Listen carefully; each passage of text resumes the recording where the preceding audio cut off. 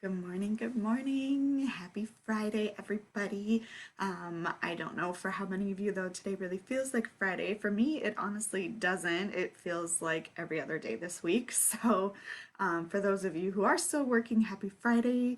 Congrats, you get a couple of days off now to retreat from all of the craziness, right? So I am getting on this morning again. I am still talking about our credit scores and what factors affect them. If you are still with me, if you have watched all of the videos up to this point, give me a thumbs up, give me a comment, let me know that you've been watching. I would love to see that. So today, the thing I'm talking about is kind of an interesting one. It's the number of accounts that you have. Now, the interesting thing is that when you are looking at your credit score, the number of accounts that you have, it actually looks at open and closed accounts. So, if you're somebody who's just, very young, just getting started, this may be working against you. And it may be another reason why you want to take out a credit card, take out a loan, start working on building your credit.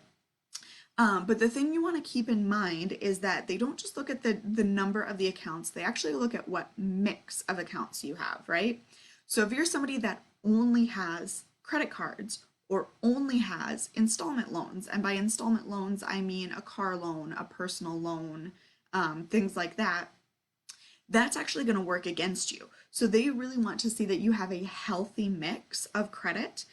So if you have a car loan and a mortgage and a credit card and a student loan, like all of those things, that's considered a healthy mix of credit. Not that you necessarily want to have all those at once. Um, that's something that hi Sarah. Um, that's something that you want to be smart about. And in my next video, I'm actually going to be talking about credit inquiries when you apply for credit. So that can be a major factor too. So if you're trying to get a good mix of credit, you may not want to apply for all of those at once. And I'll be talking about that more tomorrow when I pop on.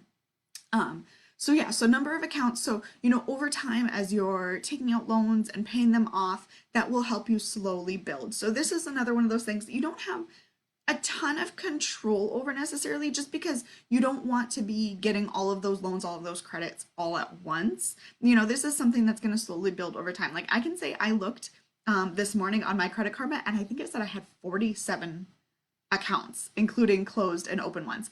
Now, the thing to consider with that too is like my student loans. I technically have like, I don't know, 17 different accounts for my student loans because they give you a new loan every single semester. So, that might sound like a crazy amount of accounts, but once you factor everything in, that might be kind of normal once you get to the point that I'm at where, you've got a mortgage, you've had a couple of credit cards, including store cards, you have all your student loans, all of those types of things. So, every time you open and close an account, it counts towards your credit score. So over time, this is something that will slowly build. But honestly, my recommendation would be, don't take out credit that you don't need. Like, don't open accounts just because you're like, oh, I don't have enough credit accounts or I don't have the right mix. Like, if you are debating opening a credit card just to get another account on your credit, that's not a good enough reason. That's not a good enough purpose. And I did do a video also, plug for that, on credit cards. If you're trying to find a credit card, I did do a video on that. So go and find that if that's something that you're looking for. Oh, you are welcome, Sarah. I am very happy to get on and share all of the info. We want everybody to build their credit and get those scores up. And if you're at home and you have time, now is a great time to start looking into all this stuff, right? You have time to research it and see where you're at and what you can do. I will mention actually, if you are looking into your credit score and you want to kind of find out what that is, I think I had mentioned in a previous video, you can look up your credit report. So you can pull the report that has all the information on all the accounts that you have, the balances, all of that. That you can get a free credit report from each one of the three major bureaus once a year. So if you go on to, I believe it's freecreditreport.com, or if you just Google how to get my free credit report, it'll give you the instructions there.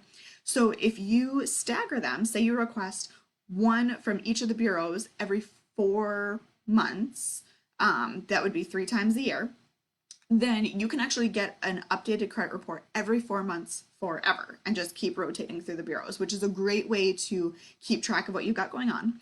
Another great way to look at your score, some people, there's lots of places you can find your credit score. For some people, if you look in your credit card account, for example, I have a Capital One credit card that will actually report to me what my credit score is, so I can log in, I can see it there.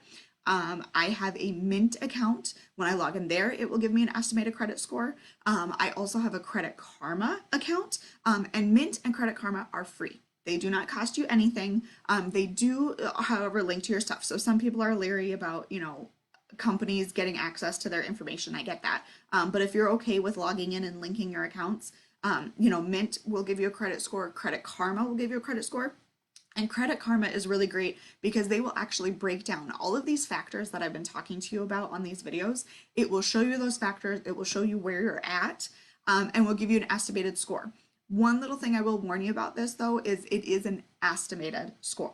So I will say anytime that I've had my credit actually pulled and gotten a real credit score and compared it to my Credit Karma, my real score has been better. So it's almost like Credit Karma is like estimating a little bit low so that you can't get mad if your actual credit is worse than that. Like they don't want to like give you too high of a score. So I would just say, it's not 100% accurate, but it's going to get you in the ballpark and give you a really good idea of where you're at, where you're standing right now.